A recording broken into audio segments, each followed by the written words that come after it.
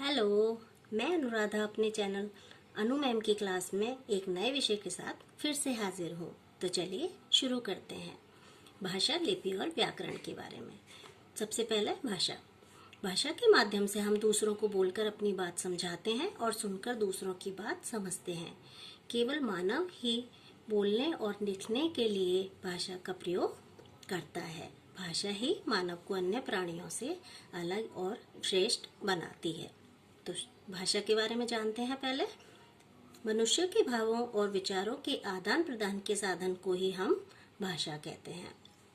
भाषा भी दो प्रकार की होती है, मौखिक भाषा और लिखित भाषा।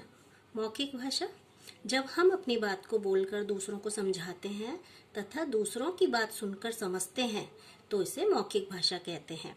इसका प्रयोग हमारे दैनिक जीवन में सबसे अधिक होता है। जैसे गायिका गाकर लोगों का मनोरंजन करती है और लोग सुनकर गाने का आनंद लेते हैं।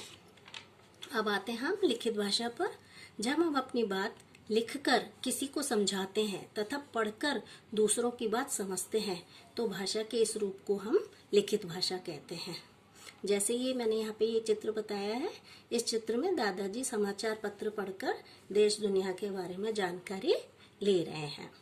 अब भाषा के विविध स्तर ये है मातृभाषा, राजभाषा और राष्ट्रभाषा। तो सबसे पहले हम मातृभाषा के बारे में जानेंगे। जन्म के बाद जब बच्चा पहली बार जो शब्द बोलता है वह उन्हें उसके माता पिता और परिवार के लोग सिखाते हैं। बच्चों द्वारा सीखी गई उसकी प्रथम भाषा ही मातृभाषा कहलाती है। अब आते हैं राजभाषा पर। जिस भाषा को किसी देश के संविधान द्वारा सरकारी कामकाज की भाषा स्वीकार की जाए उसे ही राजभाषा कहते हैं। 14 सितंबर 1949 को भारतीय संविधान द्वारा हिंदी को भारत की राजभाषा घोषित किया गया। अब आते हैं राष्ट्रभाषा पर। किसी भी देश के लोगों द्वारा बोलचाल की भाषा के रूप में प्रयोग की जाने वाली भाषा को ही राष्ट्रभाषा माना जाता है। अनेक भाषाओं और बोलियों के बीच लगभग 70% लोगों द्वारा हिंदी का प्रयोग किया जाता है, इसलिए हिंदी भारत की राष्ट्रभाषा है। अब यहाँ पर मैंने कुछ उदाहरण दिए हैं। जैसे गुजरात राज्य में गुजराती बोली जाती है, पंजाब में पंजाबी, असम में असमिया, उत्तर प्रदेश और मध्य प्रदेश में हिंदी, मणिपुर में मणिपुरी। ऐसे विदेशों का है जैसे अमेरिका में अंग्रेजी, जर्मनी में जर्मन, फ्रांस में फ्रेंच, पाकिस्तान में उर्दू और इंग्लैंड में अंग्रेजी भाषा बोली जाती है। अब आते हैं हम लिपि। प्रत्येक भाषा को लिखित रूप में प्रकट करने के लिए कुछ ध्वनि चिन्हों का प्रयोग किया जाता है। उन्हें लिखने की विधि या ढंग को लिपि कहते हैं, या यूं भी कह सकते हैं कि किसी भाषा को लिखने की विधि लिपि कहलाती है।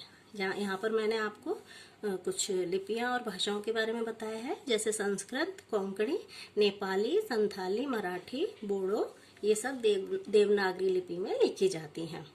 और अंग्रेजी, जर्मन, फ्रेंच ये रोमन भाषा में लिखी जाती हैं। पंजाबी गुरुमुखी भाषा में और उर्दू फारसी लिपि में, बांग्ला भाषा में। ठीक है। अब आते हैं हम व्याकरण पे। उदाहरण दिया है यहाँ पर मैंने, जैसे खुशी पढ़ रहा है, बिल्ली कूद रहा है, अंश खेल रहे हैं। तो ये वाक्य से ही पता चल रहा है कि ये इनका उच्चारण गलत है। तो जैसे हम यहाँ था कि खुशी पढ़ रही है, बिल्ली कूद रही है और अंश खेल रहा है। बच्चों, उपयुक्त वाक्यों को पढ़कर आप समझ गए होंगे कि भाषा शुद्ध तथा अशुद्ध होती है और व्याकरण से ही हमें शुद्ध और अशुद्ध का ज्ञान होता है। अब हम इसकी परिभाषा जान लेते हैं व्याकरण की। भाषा के शुद्ध रूप का ज्ञान कराने वाले शास्त्र को व्याकरण कहा जाता है। प्राचीन काल में भारतीय ऋषि पाणिनि ने ही संसार में सबसे पहले व्याकरण की रचना की थी, जो कि संस्कृत भाषा की व्याकरण थी। हिंदी भाषा में व्याकरण के 3 अंग माने जाते हैं, वर्ण विचार, शब्द विचार, वाक्य विचार, जिनके बारे में मैं अपनी आने वाली नेक्स्ट वीडियो में बताऊंगी। आई होप आपको मेरी वीडियो पसंद आई होगी, और पसंद आई हो तो प्लीज़ इसे लाइक और चैनल को सब्सक्राइब करना बिल्कुल मत भूलिए। मिलते हैं अगली वीडियो में जल्दी ही, तब तक के लिए बाय।